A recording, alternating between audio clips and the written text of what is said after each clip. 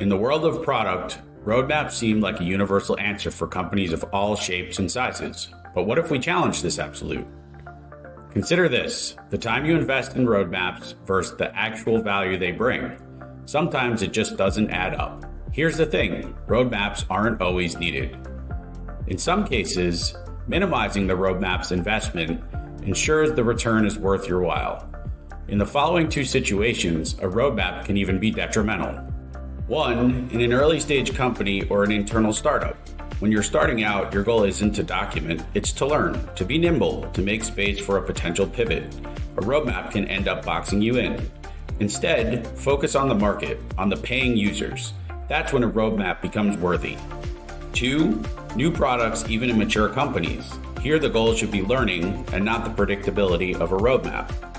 Being early means learning, not committing. A roadmap in such cases might give a false sense of certainty. I started 2 successful companies without a roadmap for the first 6 months. So why did I decide to follow the herd and deem roadmaps as always required? I failed to question the establishment. Let's pause on my story for a moment and turn to one of the most famous inventors of all time, Thomas Edison.